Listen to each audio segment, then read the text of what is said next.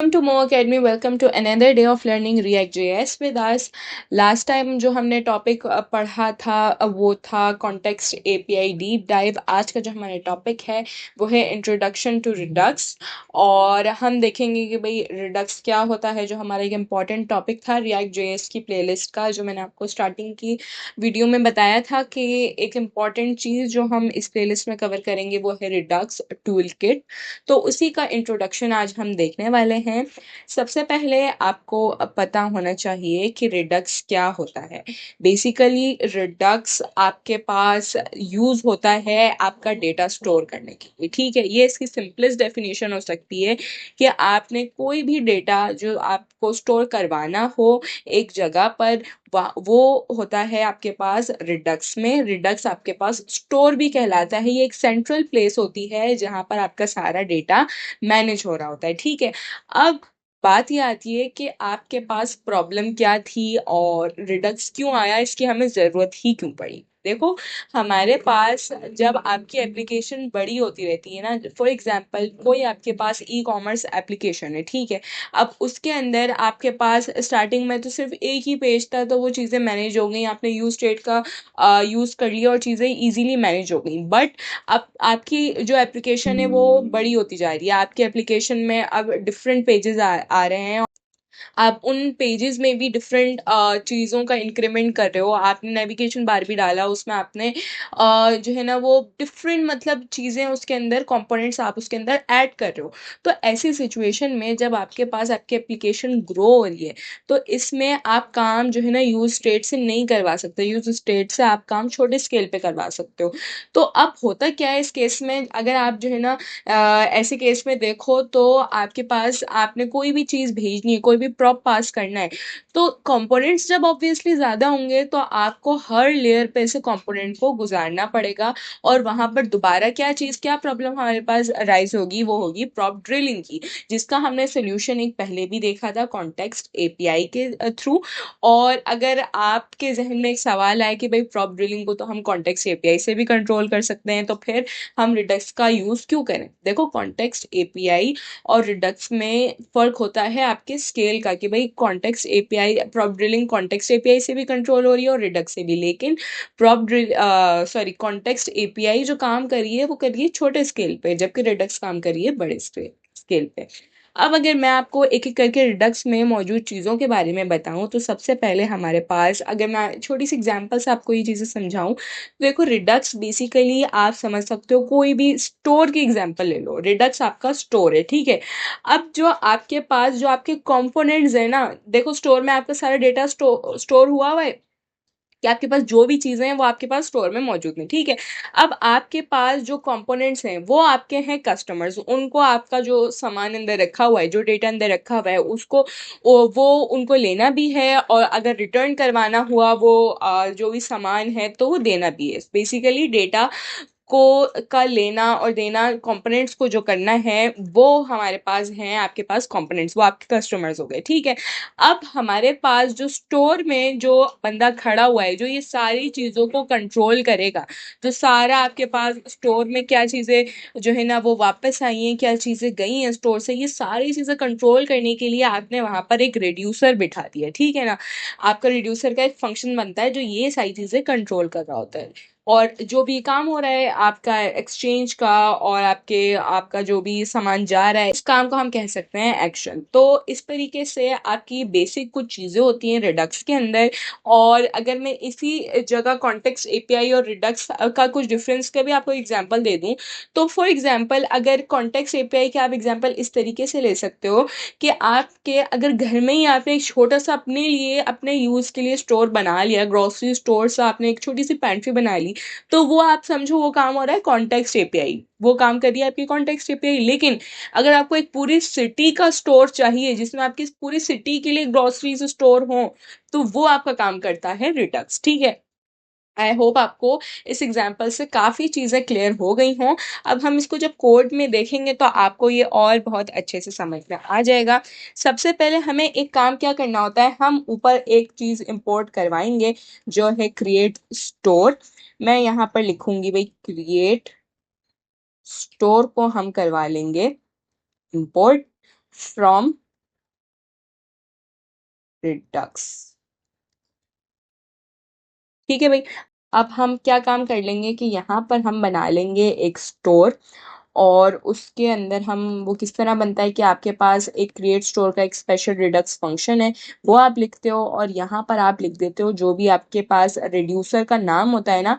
आपने लेट से अगर मैं कोई काउंटर का रिड्यूसर बनाऊंगी तो मैंने इधर काउंटर रिड्यूसर का नाम रख दिया, ठीक है ना। तो इस तरीके से आपने क्या किया यहाँ पर, देखो यहाँ पर हम इस लाइन में क्या बता रहे हैं रिडक्स को, कि भाई ये रहा वो आपने कोई भी काम करवाना हो, आपके पास से कोई भी डेटा जो है ना वो एक्सचेंज हो, या आपके पास डेटा आपके पास आए या आप डिलीट हो, तो वो सारी चीज़ें आप जो है ना जिस रेड्यूसर से मैनेज करोगे वो ये रहा, ठीक है ना। आपने इस रेड्यूसर से वो सारी चीज़ें मैनेज करनी है, ठीक है। तो अब यहाँ पर हम क्या कर लेते हैं, एक फंक्शन बना लेंगे हम यहाँ पर, जिसका नाम मैं यही रखूंगी जो मैंने ऊपर मेंशन किया है, काउंटर रिड्यूसर का, ठीक है। और उसके बाद फिर मैं यहाँ पर पैरामीटर्स में क्या ले लूँगी, मैं पैरामीटर्स में एक फॉर एग्जांपल एक मैं स्टेट बना लेती हूँ, और उसके अंदर मैं रख देती हूँ काउंट, ठीक है। अभी मैं इसको स्टार्ट कर लेती हूँ ज़ीरो से, और एक और मैं पैरामीटर रख देती हूँ यहाँ पर, फॉर एग्जांपल टाइप तो मैं वहाँ से सेंड कर दूंगी, यहाँ से मैं एक्शन का रख देती हूँ, ठीक है। अब इसके बाद देखो यहाँ पर क्या काम होगा, कि मैं यहाँ पर एक काम ये कर लेती हूँ कि यहाँ पर ये एक्शन एक ऑब्जेक्ट है, ठीक है। मेरे पास जो पैरामीटर में रिसीव होगा वो एक ऑब्जेक्ट रिसीव होगा, ठीक है। अब मैं यहाँ पर एक कंडीशन लगा लेती हूँ कि अगर एक्शन की जो टाइप आएगी, मतलब जो हमारे पास यूजर, जो भी आपके पास कंपोनेंट, अभी तो हम बेसिक्स एग्जांपल देख रहे हैं, लेकिन बड़े स्केल पर भी आपका काम कॉन्सेप्ट पीछे से इसी तरह अप्लाई हो रहे होते हैं, कि आपके पास जो भी कंपोनेंट आपके पास टाइप भेजेगा, अगर वो टाइप हो इंक्रीमेंट की, ठीक है ना, मैं इसको कैपिटल में लिख देती हूँ, अगर वो टाइप हो इंक्रीमेंट की, तो आप क्या काम करना, आप रिटर्न करवा देना आप काउंट स्टेट, जो हमने ऊपर ऑब्जेक्ट बनाया है स्टेट डॉट काउंट, इसकी काउंट जो अभी ज़ीरो है इसमें एक इंक्रीमेंट करवा के। अब देखो ये लाइन कर क्या काम रही है, आप ये इसको समझो। देखो आपके पास होता क्या है, मैंने आपको क्या बताया, रिड्यूसर का फंक्शन एक प्योर फंक्शन होता है। ये प्योर फंक्शन होने से क्या मतलब है कि ये आपकी जो ओरिजिनल स्टेट है ना, ये उनमें चेंजिंग नहीं करेगा। ये यहाँ पर क्या कर रहा है, ये एक बिल्कुल नया ऑब्जेक्ट सेंड कर देगा। किसको सेंड कर देगा, जब आप यहाँ पर, अभी मैं आपको करके दिखाती हूँ, जब आप यहाँ पर आपका कोई भी कंपोनेंट को आपकी इस करंट स्टेट जाननी होगी, तो वो आपका सिंपल सा एक फंक्शन यूज कर सकता है गेट स्टेट, और आपके पास वो जो आपकी करंट स्टेट होगी, जो आपने यहाँ से एक नया ऑब्जेक्ट बनाकर भेजी होगी, वो उसके पास आ जाएगी। तो इस तरीके से आपके पास ये रिड्यूसर का फंक्शन काम कर रहा होता है। यहीं पर अगर मैं एक और इफ की कंडीशन लगा दूं कि यहाँ पर अगर आपके पास एक्शन टाइप क्या हो, अगर आपके पास एक्शन टाइप हो डिक्रीमेंट, तो क्या काम हो, रिटर्न हो जाए काउंट -1, जितनी भी आपके पास काउंट हो उसमें से एक माइनस होके रिटर्न हो जाए, ठीक है।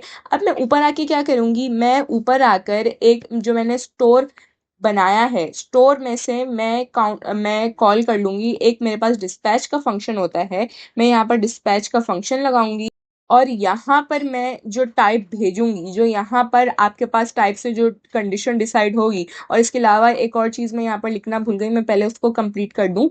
रिटर्न, अगर कुछ भी आपके पास फॉर एग्जांपल अगर आपके कंपोनेंट ने कोई डिफरेंट चीज़ भेजी है, इन दो टाइप्स के अलावा, इंक्रीमेंट डिक्रीमेंट के अलावा, अगर उसने कोई भी आपका एक्शन भेज दिया जो हमारे पास मौजूद नहीं है, तो आप क्या करना, आप आपकी करंट स्टेट हो आप उसी को रिटर्न कर देना, ठीक है। बाय डिफॉल्ट केस यहाँ पर मैंने लिख दिया, ठीक है।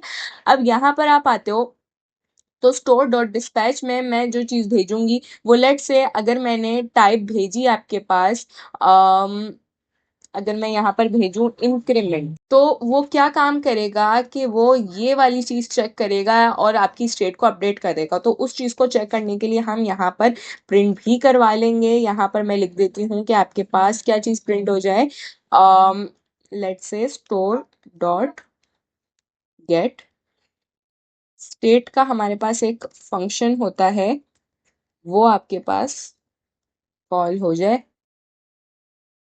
और इसी तरह अच्छा टाइप में यहाँ पर क्योंकि ये की वैल्यू पेयर है तो यहाँ पर तो कॉलन आता है। नेक्स्ट हम यहाँ पर क्या काम कर सकते हैं कि इसी तरह हम यहाँ पर डिक्रीमेंट के लिए बना लेते हैं। यहाँ पर मैं अगर कर दूं कि आपकी टाइप जो है वो है डिक्रीमेंट की, तो क्या काम होगा कि आपके पास ये वाली चीज़ रन होगी और वो चेक करेगा कि अगर आपके पास टाइप क्या आई है, डिक्रीमेंट आई है, तो आप उसमें से एक माइनस कर दो। ठीक है, ये सारा काम कर लिया। मैं आपको इसको एक्सप्लेन भी कर देती हूँ। पहले हम कोई एरर्स अगर हैं तो वो चेक कर लेते हैं, क्योंकि ये रेड लाइन शो कर रहा है। उसकी रीज़न ये है कि मैंने यहाँ पर इसको और इधर लिख दिया रिटर्न में, जबकि ये चीज़ आपके पास यहाँ पर तो JSX आती है, सिर्फ नॉर्मल जावास्क्रिप्ट नहीं, इसलिए हमें एरर दे रहा था यहाँ पर।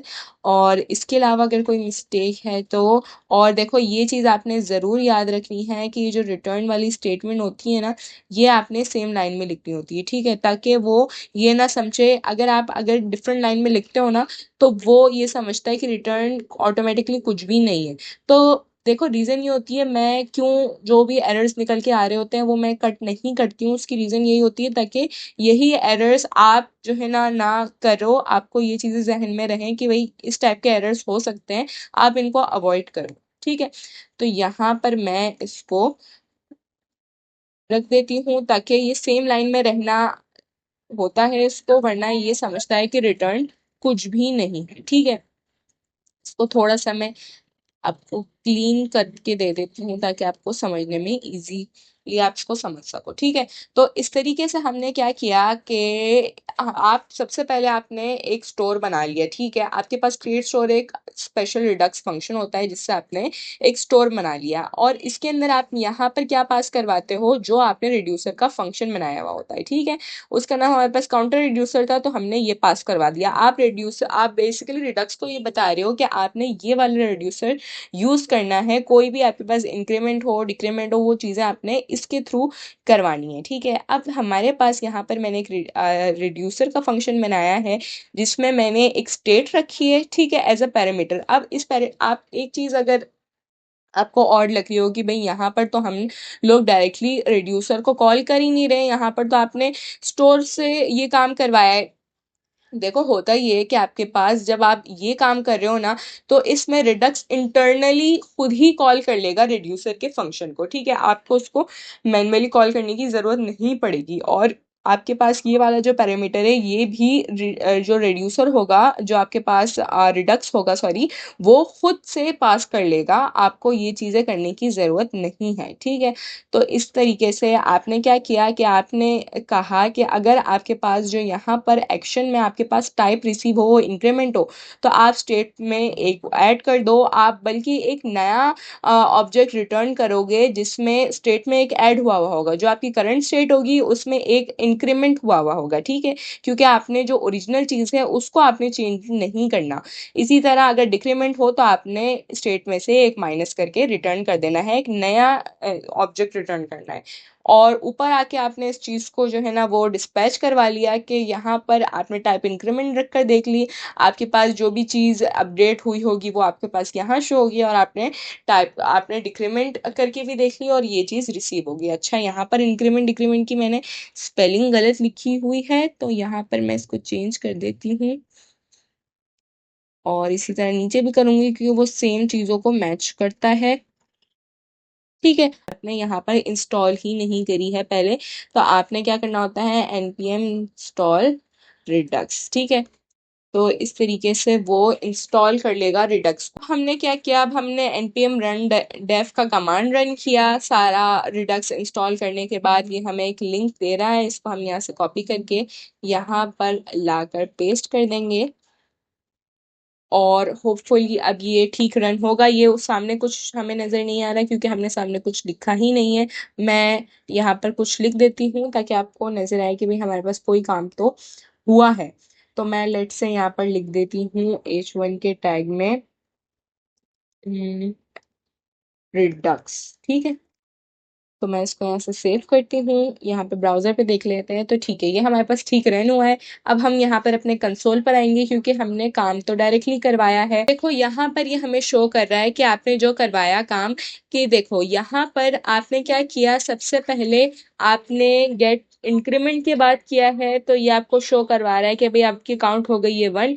आप इसको दोबारा काम करो, आपने इसको डिक्रीमेंट करवाया तो आपकी काउंट हो गई है अब 1 माइनस। तो इस तरीके से आपके पास रिडक्स काम कर रहा होता है, आप इस तरीके से उससे काम करवा सकते हो। अब हमारे पास जो मॉडर्न रिडक्स टूल किट आ गई है, आप बेसिकली उसको यूज़ करते हो, ये ओल्ड रिडक्स यूज़ नहीं होता। ये भी हम पढ़ेंगे इसी सीरीज में, इसी प्लेलिस्ट में और इसी सेक्शन में इंशाल्लाह पढ़ेंगे। आज का लेक्चर आई होप आपको अच्छे से समझ में आया होगा, और ये चीज़ आप लोग ये कोड रन करने से पहले कर लेना। npm इंस्टॉल रिडक्स, देखो ये वाली लाइन है जो आपने पहले रन करनी है ताकि आपके पास ये वाला एरर ना आए, npm इंस्टॉल रिडक्स, और उसके बाद आपका इजीली कोड रन हो जाएगा। ठीक है, तो आपको कोई भी कंफ्यूजन हो आप कमेंट सेक्शन में हमसे पूछ सकते हैं। ये कोड और नोट्स आपको गिटहब के नीचे लिंक जो मौजूद है उस पर मिल जाएगा। इंशाल्लाह नेक्स्ट आने वाले लेक्चर्स को नेक्स्ट आने वाली वीडियोस में ही कवर करेंगे। तब तक के लिए टेक केयर एंड अल्लाह हाफिज।